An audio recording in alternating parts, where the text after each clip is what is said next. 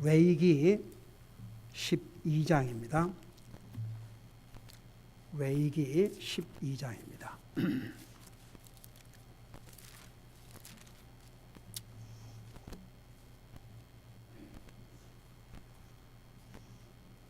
우리 1절에서 4절까지 같이 우리 읽겠습니다. 같이 읽습니다. 시작. 주께서 모세에게 말씀하여 이르시되 이스라엘 자손에게 말하 이르라. 여인이 씨를 수태하여 사내 아이를 낳으면 이래 동안 부정하리니 곧 분리하는 날들과 같이 그녀가 자기의 연약함으로 인해 부정할 것이며 여덟째 날에는 그 아이의 포피 살을 베어 할례를 행할 것이요 그 뒤에 그 여인은 33일 동안 자기를 정결하게 하는 피 안에 머무를 것이며 자기를 정결하게 하는 날들을 채울 때까지는 거룩한 것을 만지지도 말고 성소에 들어가지도 말지니라. 아멘. 기도하겠습니다. 사랑의 아버지 하나님, 우리를 구원하시고 사고 많고 위험 많고 질병 많은 세상 가운데서 우리를 지키시고 보호하시고 오늘도 우리에게 생명을 주시고 우리에게 건강을 주시고 우리를 구원하신 주님을 예배할 수 있는 이런 복을 우리에게 주셔서 감사드립니다. 오늘 우리가 드리는 예배로 말미암아 주님이 홀로 영광을 받으시옵소서. 말씀을 전할 이 종을 주의 성령님께서 능력으로 붙들어 주셔서 말씀 전하는 동안에 기침하지 않게 해주시고 클리어 마인드를 주셔서 주님의 귀한 백성들에게 주시고 난 그 메시지를 방해받지 않고 증거할 수 있도록 주의 성령님께서 저를 도와주시옵소서. 우리 성도들을 기도하는 마음으로 말씀을 듣게 하여 주시옵소서. 감사합니다. 사랑합니다. 예수님의 이름으로 감사 기도드리옵나이다. 아멘. 앉으시기 바랍니다. 우리 레위기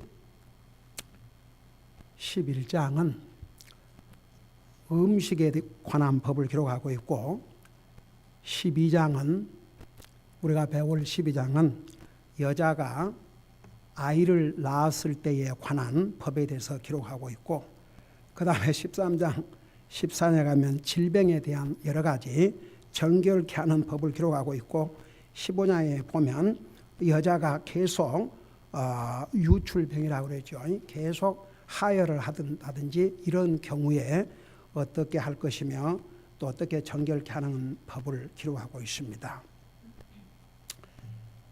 여러분, 사실 모든 의학은 이 성경으로부터 왔습니다.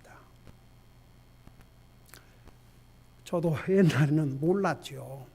하나님 믿는다고 그랬지만 옛날에는 몰랐는데 여러분, 그 병원의 로고나 메디컬 센터의 그 로고를 보면 그게 뱀입니다. 뱀. 도대체 옛날에는 이해를 할 수가 없었습니다.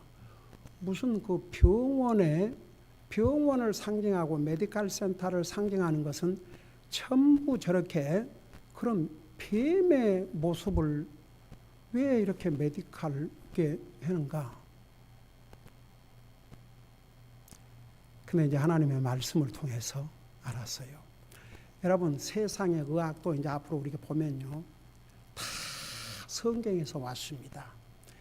근데 특별히 지금까지도 이 병원이라든가 메디컬 센터라든가 이 치료하는 곳에 그 로고를 붙인 이유가 바로 성경에서부터 왔습니다. 여러분 눈으로 한번 직접 보시기 바랍니다. 제가 잠시 후에 그분을 볼 터인데 이스라엘 백성들이 430년 종살이를 하다가 하나님께서 그들의 부르심을 들으시고 약속대로 이집트에서 해방시켜 주셨지 않습니까? 그래서 하나님께서 약속하신 가나안 땅으로 가는 길에 조금만 어렵고 힘들면 불평을 했습니다. 여러분 그거 아세요? 사람들은 불평을 죄로 여기지 않습니다. 근데 성경에 보면 큰 죄 중에 하나가 불평입니다. 하나님을 진노케 하는 것이 불평이었습니다. 그래서 이 경우는 하나님께서 불뱀을 보내서 그들을 죽게 했습니다. 그들의 그 불평이 하늘을 치솟았습니다. 여러분 잠깐 눈으로 보세요. 민수기 21장입니다. 민수기 21장.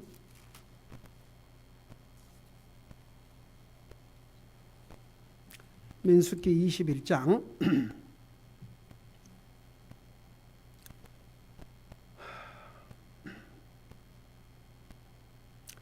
4절서부터 보면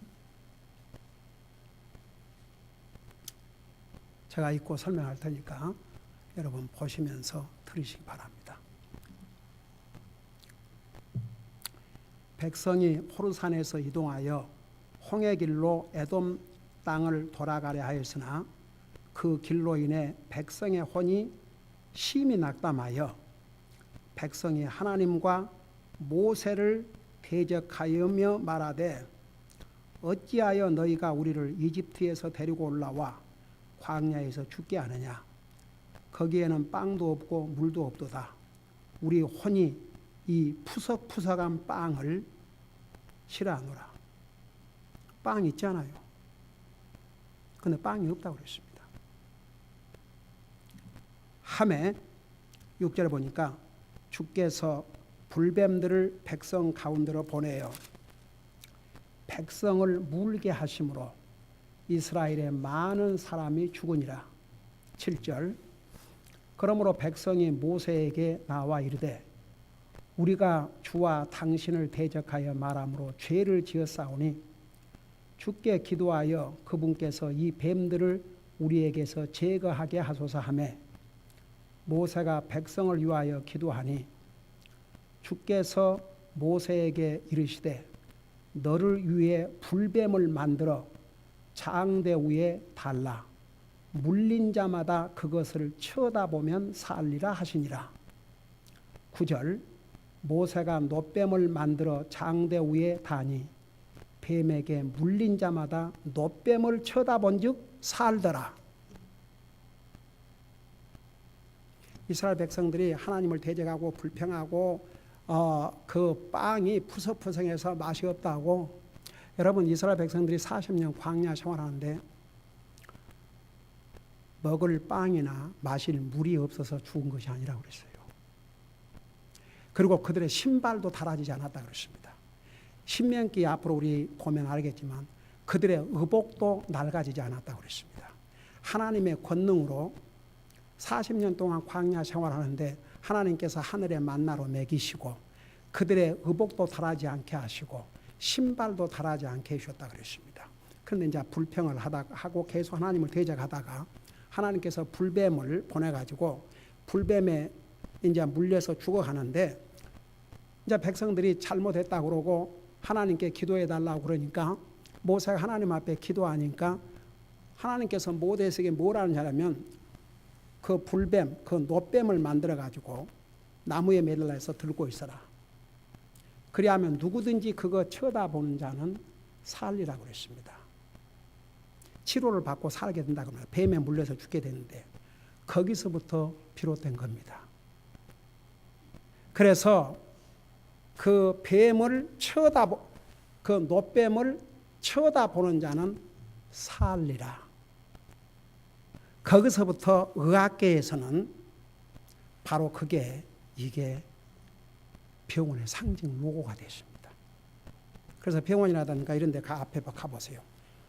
자세히 뱀의 모습이 옵시다. 여기서 나왔습니다. 근데 이 기록된 말씀을 이후 1500년 후에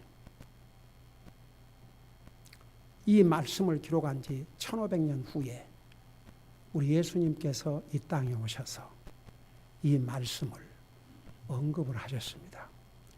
아주 중요한 내용입니다.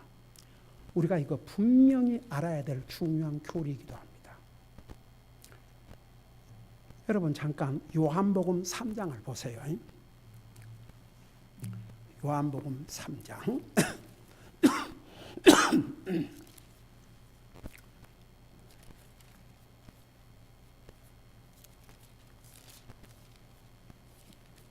요한복음 3장 13절에서부터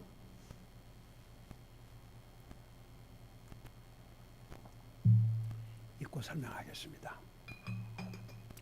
여러분 보시면서 들으세요.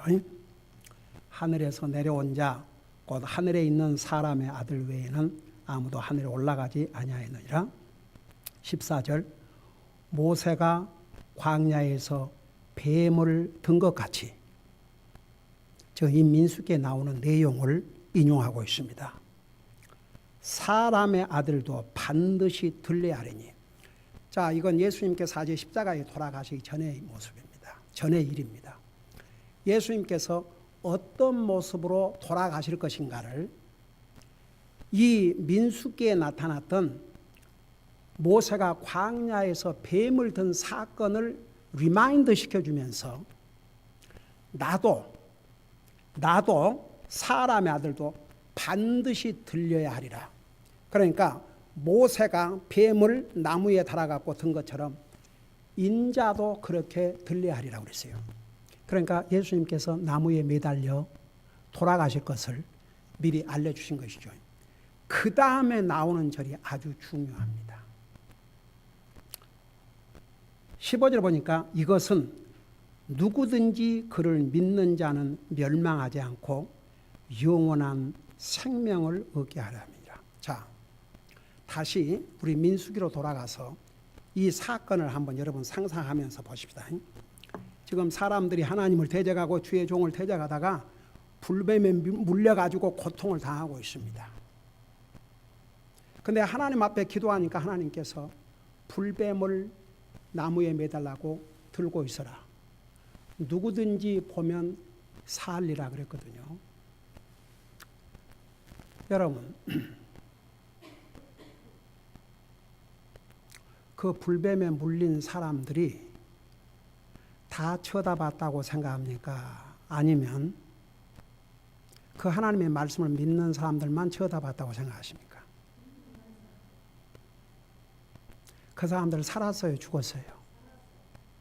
근데 하나님께서 분명히 그 놋뱀을 만들어서 나무 위에 이렇게 해가지고 모세가 들고 있으면서 그걸 쳐다보는 자는 살리라고 하셨음에도 불구하고 그 뱀에 물려서 고통을 당하면서 아니 그것 좀 쳐다본다고 어떻게 사냐. 이 사람들은 죽었을 것 같아요? 살았을 것 같아요? 죽었어요. 자, 그걸 생각하면서 다시 요한복음 3장 모세가 광야에서 뱀을 든 것 같이 사람의 아들도 반드시 들려야 하리니 이것은 누구든지 그를 믿는 자는 멸망하지 않고 영원한 생명을 얻게 하려 함이라. 자, 왜 예수님께서 갑자기 이 민수기에 있었던 그 불뱀을 놋뱀을 만들어 가지고 들고 있던 사건을 자기와 비교하면서 느닷없이 이것은 누구든지 그를 믿는 자는 멸망하지 않고 영원한 영생을 얻게 함이라 하셨는가? 그 이유는 보세요. 이게 믿음이라는 게 뭔지 아십니까? 여러분, 믿음을 한마디로 정의하면 무엇이 믿음입니까? 하나님의 말씀을 믿는 게 믿음입니다. 우선 우리가 보이지 않는 하나님을 믿기 전에 우리 눈으로 보고 만질 수 있는 이 하나님의 말씀을 믿어야 보이지 않는 하나님도 바로 믿습니다. 이 하나님의 말씀을 떠나서는 하나님을 제대로 알 수가 없습니다. 여러분 보세요. 우리 예수님의 사역 중에 3년 동안 공생의 사역 중에 믿음이 특이한 사람들을 하나님께서 칭찬한 내용이 나와 있는데 그 중에 한 사람은 백부장이라고 하는 로마의 군인이었습니다. 그 밑에 종이 하나 있었는데 종이 아픕니다. 당시에 여러분 그 백부장이 종 하나 아프다고 해서 그거 뭐 대단하게 여기지 않고 그거 죽어봤자 해요. 근데 그 하인을 불쌍히 여기셔서 예수님께 자기 하인을 치료해달라고 그러지 않습니까? 그러니까 예수님이 뭐라고 그랬어요? 내가 가서 치료해 주겠다고 그랬습니다. 근데 이 백부장 입에서 기가 막힌 말이 나왔습니다. 기가 막힌 말이 나왔습니다. 그 기가 막힌 말이 뭔지 아십니까? 주님, 저도 제 아래 종들이 있어서 내가 가라 그러면 가고 오라 그러면 오고, 나도 윗사람이 있어서 나더러 오라 그러면 오고 가라 그러면 가는 그런 위치에 있습니다. 근데 주님, 뭐 그렇게 귀찮으시게 저희 집에까지 오실 건 뭐 있습니까? 말씀만 하시옵소서. 그냥 말씀만 하시옵소서. 그러면 내 종이 낫겠습니다. 주님이 그 믿음을 보시고 뭐라는 줄 아십니까? 평생을 하나님에 대해서 듣고 알고 듣고 알고 듣고 아는 이스라엘 백성들 중에서도 이만한 믿음을 보지 못했다고 그랬습니다. 성경에 그의 믿음이 기록되어 있습니다. 여러분, 믿음이 뭔지 아십니까? 하나님의 말씀을 믿는 게 믿음입니다. 믿음은 들음에서 오며 들음은 그리스도의 말씀이라고 그랬습니다. 그러니까 보세요. 이 구약시대 때에 하나님을 대적하고 불평하다가 뱀에 물려가지고 죽어가는데 하나님께서 분명한 사는 길을 가르쳐 줬습니다. 하나님께서 살 수 있는 길을 가르쳐 줬습니다. 모세야, 그 불뱀을 노소로 만들어가지고 나무에 매달려 들고 있어라. 그거 쳐다보면 산다고 얘기해라. 그게 하나님의 약속입니다. 하나님의 말씀입니다. 그게 사는 길입니다. 그런데 그 중에서 어떤 사람들은 믿었습니다. 그리고 쳐다보았습니다. 그 사람들 다 살았습니다. 그러나 많은 사람들 가운데 아파 죽겠는데 무슨 그런 걸 쳐다본다고 사냐, 이 사람들은요 다 죽었습니다.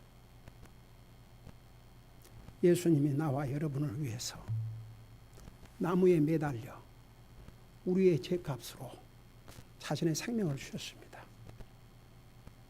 그러면서 예수님께 사는 말씀이 나를 믿는 자는 영원한 생명을 얻을 것이라고 약속했습니다. 우리는 믿고 구원받았습니다. 그런데 아직도 이 하나님의 말씀을 믿지 않는 사람은 구원받을 수가 없습니다. 제가 옛날에 전도하고 다닐 때 어떤 사람이 하나님을 보여주면 믿겠다고 그래서 정말입니까? 제가 하나님 진짜 보여드리면 믿겠습니까? 그럼 믿지요. 나중에 가서 딴 얘기하기 없깁니다. 없죠. 진짜 목사님이 저에게 하나님만 보여주신다 그러면 저 믿습니다. 그래요. 자, 밖에서 어떻게 만나는 것 같아요. 주소가 어디입니까? 그러니까 주저하더라고요. 아니, 하나님 보여주러 제가 방문하려고 그러는데 주소 주세요. 그래서 주소를 받았습니다. 전화번호도 받고. 그러고 전화를 드리고 그 집에 가 문을 두드렸어요. 지난번에 만났던 김 목사입니다. 문 좀 열어주세요. 그러니까 한참 있다가 문을 탁 열고는 눈을 딱 감아요. 그래서 눈을 감고 있어요. 아니, 하나님 보여주러 왔는데 눈을 감으면 어떡합니까? 눈을 뜨세요. 그래야 보여드리지요. 그러니까 완전히 이 사람이 사색이 돼가지고 그래, 앉으십시다. 일단 편안하게 앉으신 다음에 제가 하나님을 보여드리겠습니다. 그러니까 이 양반은 어떤 생각한 거니? 내가 어떤 마술을 해가지고 거기서 마술을 해가지고 아주 기가 막힌 방법으로 하나님 보여줄 줄 진짜 그렇게 생각했나 봐요. 순진하기도 하시지. 그래서 자, 지금부터 하나님 보여드리니까 눈을 똑바로 뜨세요. 그리고 지금부터 잘 보시기 바랍니다.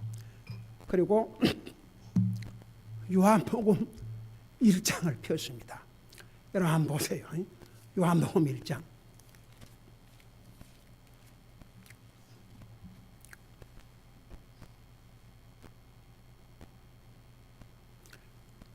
근데 그 양반도 교회를 전혀 안 다닌 사람이 아니고 다 교회 다닌 사람이에요. 그냥 하나의 소셜로. 그래서 이제 그 양반에게 하나님을 보여주겠다고 딱 정색을 하고, 자, 직접 보세요. 1절부터 3절까지 본인의 입으로 읽으세요. 그러니까 소리를 내서 읽으세요. 그러니까 처음에 말씀이 계셨고 말씀이 하나님과 함께 계셨으며 말씀이 하나님이셨더라. 그분께서 처음에 하나님과 함께 계셨고 모든 것이 그분에 의해 만들어졌으니 만들어진 것 중에 그분 없이 만들어진 것은 하나도 없었더라. 그 다음에 그분이 읽었어요. 하나님 보셨습니까? 그러니까 하나님 아직 못 보셨습니까? 다시 한번 1절을 읽어보세요. 처음에 말씀이 계셨고 말씀이 하나님과 계셨으니 말씀이 하나님이셨더라. 하나님 보셨습니까? 그러니까 뭐라는 줄 아세요? 예, 봤습니다. 어떻게 보셨습니까? 여기에 말씀이 하나님이라 그러네요.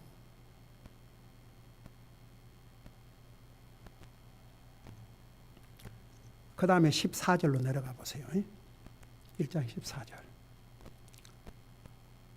말씀이 육신이 되어 우리 가운데 거하심에 우리가 그분의 영광을 보니 아버지의 독생하신 분의 영광이요 은혜와 진리가 충만하더라.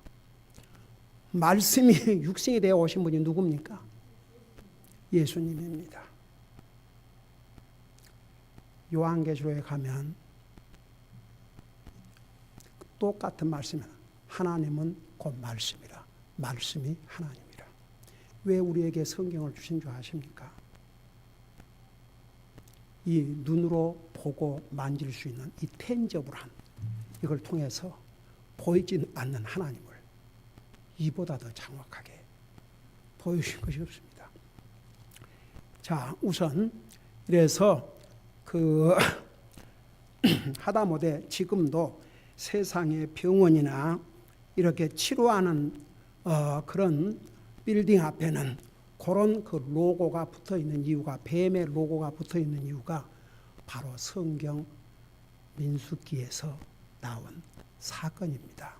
그래서 보세요. 아무리 하나님의 말씀을 부정하고 하나님 말씀을 안 믿으려고 해도 부인할 수 없어요. 여러분, 모든 의학은 성경으로부터 왔습니다. 얼마나 정확한지 몰라요. 근데 오늘 이 여자가 아이를 낳았을 때의 법을 보면 이 출산을 통해서 우리에게 하나님의 놀라우신 자비와 은혜를 보여주고 있습니다. 자, 이걸 생각하면서 다시 레위기 12장을 돌아가겠습니다.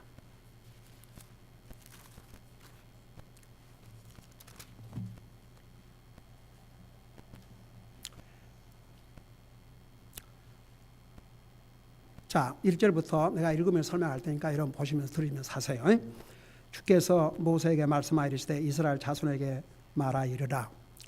여인이 씨를 수태하여 사내 아이를 낳으면 이래 동안 부정하리니 곧 분리하는 날들과 같이 그녀가 자기의 연약함 인에 부정할 것이며 여덟째 날에는 그 아이의 포피 살을 베어 할례를 행할 것이요 그 뒤에 그 여인은 33일 동안 자기를 정결하게 하는 피 안에 머무를 것이며 자기를 정결하게 하는 날들을 채울 때까지는 거룩한 것을 만지도 말고 성소에 들어가지 말지니라.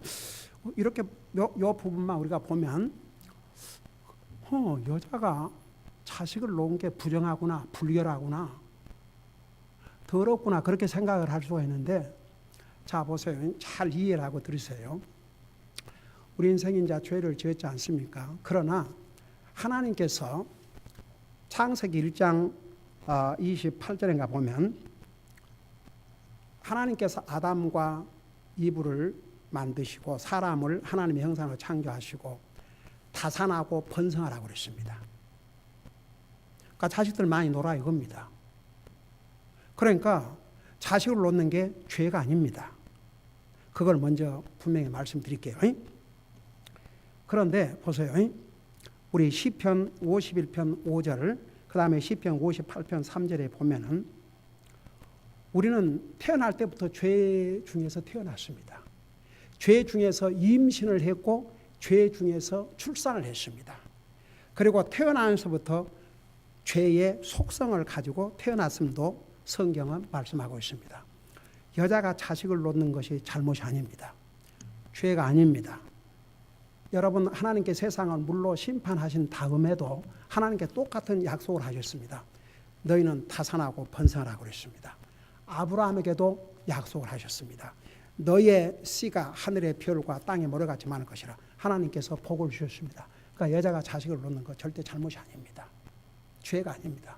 그럼에도 불구하고 성경은 우리가 다 죄 중에서 임신됐고 죄 중에서 태어났다고 그랬습니다. 여러분 시편 51편 5절을 잠깐 보시기 바랍니다. 시편 51편. 그래서 이 세상에는 죄 용서를 받을 필요가 없는 사람이 한 사람도 없고 죄인이 아닌 사람이 한 사람도 없습니다. 우리 시편 51편 5절에 보면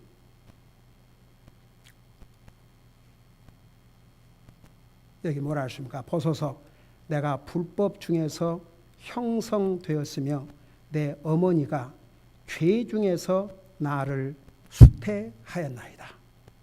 그래서 모든 사람이 임신도 죄 중에서 임신됐고 태어날 때 죄인으로 태어났습니다. 여러분 시편 58편 3절을 보시기 바랍니다.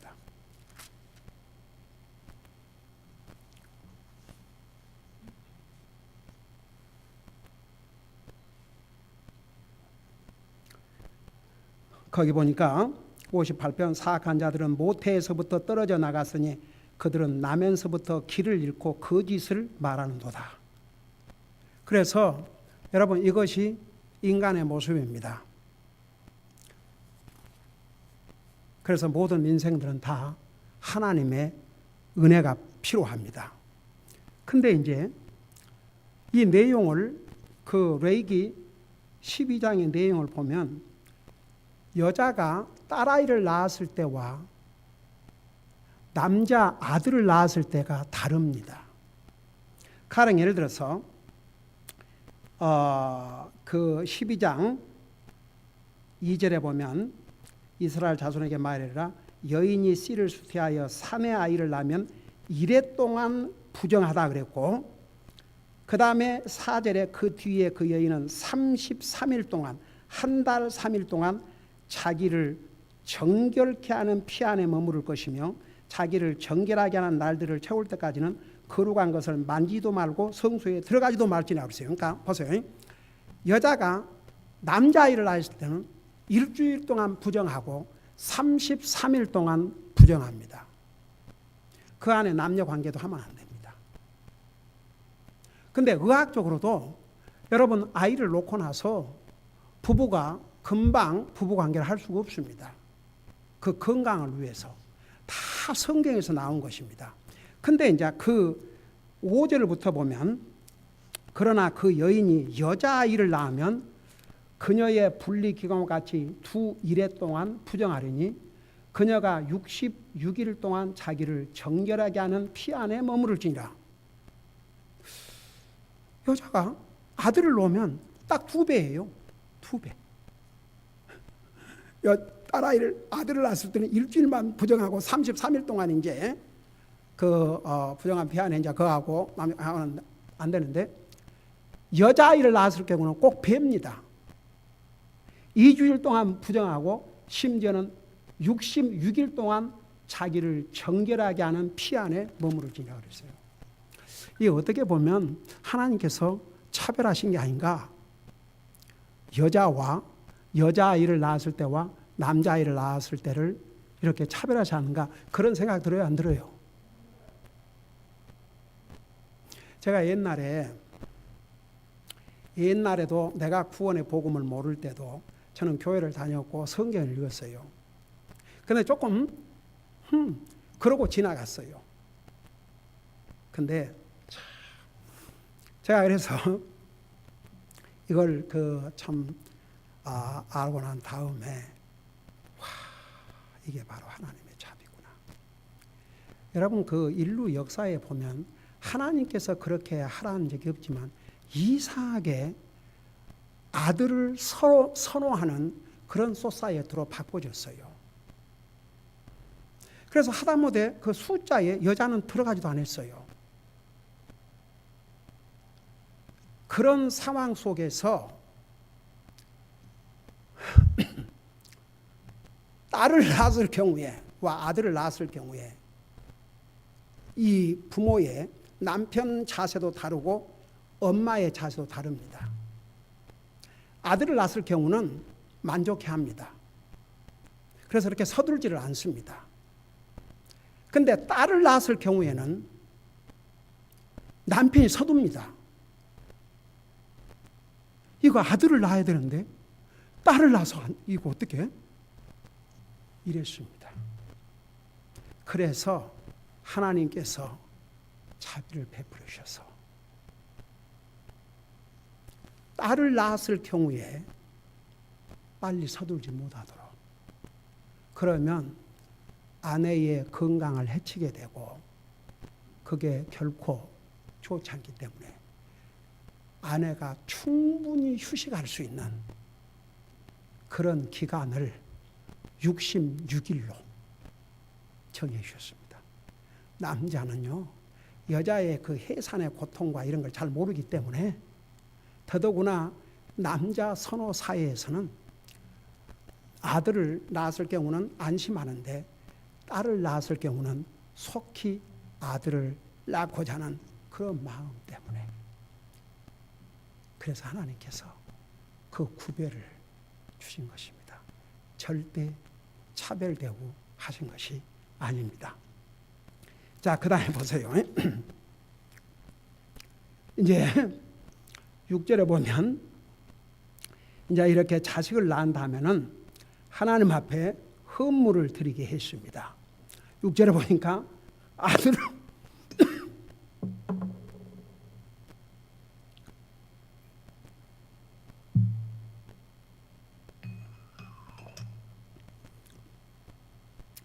6절에 보니까 아들을 위해서든 딸을 위해서든 그녀를 정결하게 하는 날들을 채우면 그녀는 1년 된 어린 양을 번제 헌물로 취하고 또 집비둘기 새끼나 산비둘기를 죄 헌물로 취하여 회중의 성막문으로 제사장에게 가져갈 것이요, 제사장은 그것을 주 앞에 들여서 그 여인을 위해 속죄할지니 그리하면 그녀가 자기의 피 유출해서 정결하게 되리라.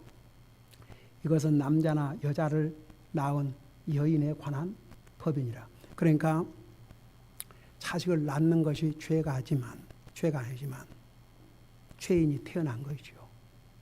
정결케 해야 됩니다.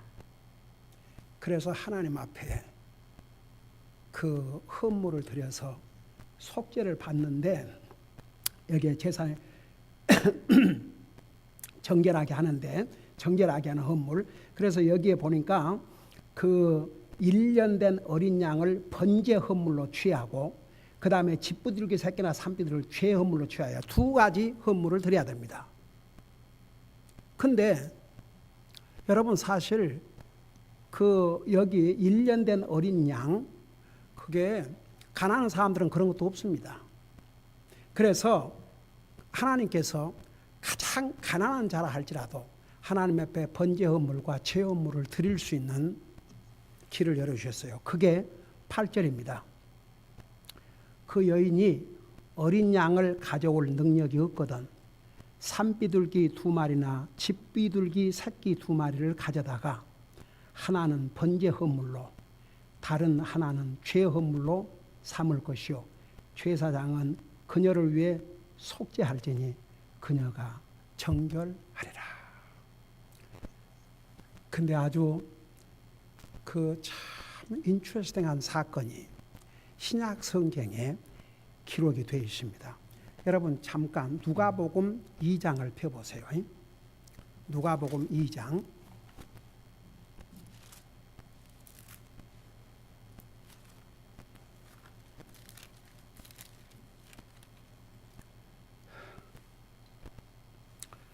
누가복음 2장에 보면 우리 예수님이 태어나셨습니다. 자, 남자아이가 태어나면 얼마 동안 부정하다 그랬어요? 일주일. 그리고 8일 만에 남자의 경우는 할례를 받게 해야 됩니다. 예수님도 똑같은 과정을 겪으셨습니다. 자, 그걸 생각하시면서 21절을 보세요. 누가복음 2장 21절입니다. 21절에 보니까 아이에게 할례를 행하기 위해 여드레가 찼을 때에 그의 이름을 예수라 하니 그것은 그분께서 태 속에 수태되기 전에 천사가 일러준 이름이더라. 22절 또 모세의 율법에 따라 그녀를 정결하게 하는 날들을 채우매 그들이 아이를 데리고 예루살렘에 가니 이것은 주의 율법에 기록된 바 태를 여는 모든 남자는 주께 거룩한 자라 불리라 한 대로 아이를 주께 드리고 24절 보세요. 또 주의 율법에서 이르신 대로 산비둘기 한 쌍이나 집비둘기 새끼 2마리로 희생물을 드리려 함이더라. 자 보세요. 원래 하나님께서 일반인들에게는 1년 된 어린 양과 그 다음에 비둘기를 이렇게 번제 헌물과 죄 헌물로 드리라고 그랬죠.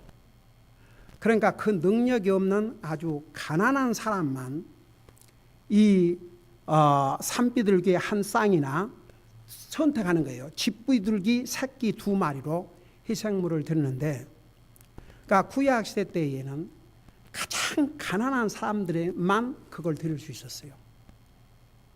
드릴 수 있도록 하나님께서, 그러니까 아주 가난한 사람도 비둘기 새끼는 다 있었던 모양이에요. 근데 예수님께서 태어나신 다음에 구약 시대 때에 가장 가난한 사람이 드리는 헌물을 드렸거든요. 그것은 우리 예수님께서 태어나셨을 때 얼마나 가난한 분으로 태어나셨는지를 여기서 보여주고 있습니다. 만일에 율법에 그런 능력이 양이나 이걸 드릴 수 있는 능력이 있는 사람이 그거 안 하면 안 되죠. 가장 가난한 사람이 드릴 수 있는 게 이 비둘기 새끼입니다. 비둘기. 그래서 예수님도 산비둘기 한 쌍이나 집비둘기 새끼 2마리로 희생물을 드리려 함이라고 그랬어요. 그래서 우리 예수님은 세상 예수님이 누구십니까? 하나님 아니십니까? 만물의 주인이 하나님이십니다.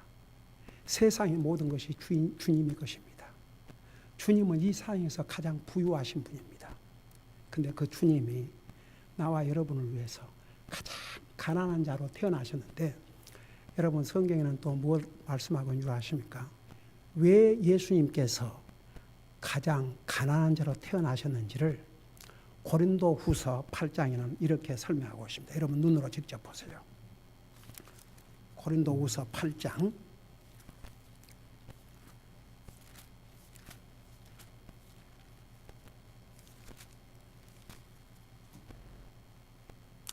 우리 고린도후서 8장 9절을 우리 같이 한 목소리 읽겠습니다.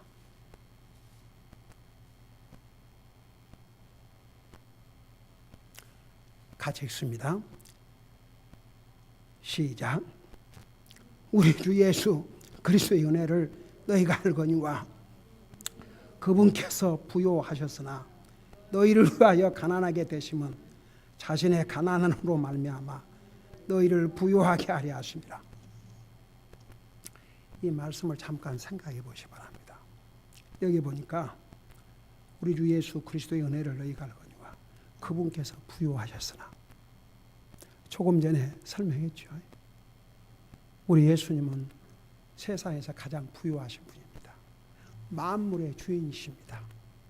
여러분, 성경은 그분에게 속하지 않은 것은 아무것도 없다 그러십니다. 그분이 왜 가난하게 되셨느냐? 나와 여러분을 위해서, 우리가 부유함을 얻도록. 여러분, 여기서 부유함은 무슨 물질적인 부유를 가리킨 게 아닙니다. 만일에 보세요. 하나 물어보십니다. 아침에 잠깐 그 펫분에 대해서 얘기했지만, 그 양반이 크리스찬 액터고 크리스찬 싱거였어요.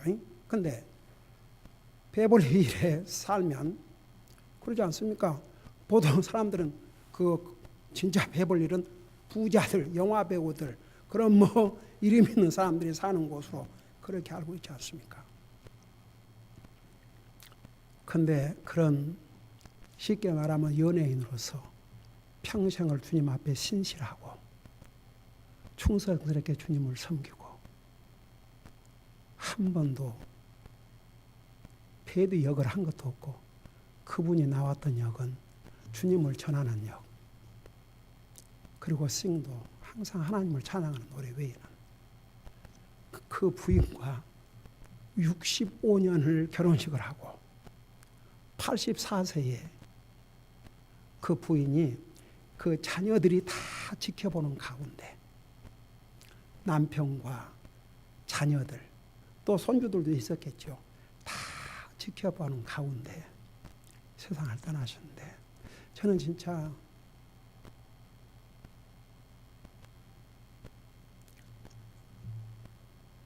베벌리 힐보다 비교할 수 없는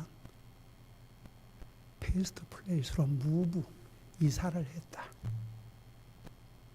나도 곧 이사해서 할 것이다. 이런, 여러분 보세요. 근데 만일에 그 사람이 주님을 몰랐다. 그리고 저 베벌리 힐에서 부귀 영화를 누리고 살았다. 그리고 죽었다. 이 사람은 가장 가난한 사람이죠, 이제 그 부인. 왜 보세요. 그러니까 세상에는요, 그런 걸 누리면서도 하나님 앞에 신실한 사람이 있고, 세상에서 많은 돈과 권세와 재물을 가지니까 하나님 알기를 우습게 하고 하지만, 여러분 보세요. 이 세상에서 가장 돈이 많다는 워런 버핏도, 나는 그 사람 하나님 믿는 사람이라는 얘기를 듣지 못했거든요. 그 사람이 가지고 있는 돈은 헤아릴 수 없습니다. 하나님의 말씀에 비춰볼 때 이 사람 가난한 사람이에요? 아니에요? 왜 가난한 사람이에요? 죽자마자 모든 걸 잃고 지옥 갑니다. 여러분, 누가복음 16장에 그 아주 대표적인 예가 나오지 않습니까? 누가복음 16장에 부자가 날마다 잔치를 하고 살았는데, 한번 생각해 봐요. 날마다 잔치를 하고 살았는데 그가 죽자 말자 마실 물이 있었어요? 없었어요? 얼마나 가난한 자입니까? 근데 누가 가장 부자냐? 예수님을 믿고 구원받은 사람이 가장 부자입니다. 그래서 부유하신 예수님이 가장 가난한 자로 이 땅에 오셔서 자신의 생명을 주신 것은 우리로 하여금 부하게 하기 위해서. 나와 여러분은 세상의 재물이나 어떤 권력으로도 비교할 수 없는 부유한 자들입니다. 왜? 예수님 때문에. 제가 오래전에 정말 한 번 딱 본 그 문구를 잊을 수 없어요. 어떤 전도기관에서 아마 각 가정마다 메일을 보내는데, 그 메일 겉봉투에 If you have Jesus, You have everything. 당신이 예수님을 가지고 있다면 당신은 모든 것을 가진 자요. If you don't have Jesus in your life, 예수님이 없다면 you have nothing. 기도하십시다.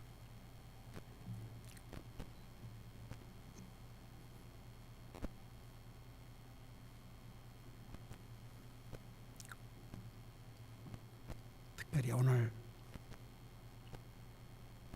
이 12장을 놓고 우리는 다 죄 중에서 잉태가 됐고 죄 중에서 태어났고 죄의 속성을 가지고 태어났고 우리는 다 죄인입니다. 근데 주님 때문에 우리가 구원받고 그리스도 안에서 가장 부유한 자가 됐습니다.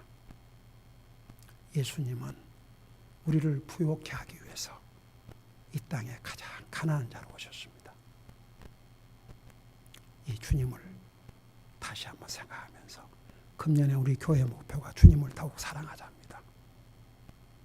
내가 얼마나 예수 그리스도 안에서 부유한 자인지 하나님 앞에 감사드리고 나도 이 주님의 은혜를 잊지 말고 더욱 주님 사랑하고 감사하는 하나님의 자녀가 되게 해주시옵소서.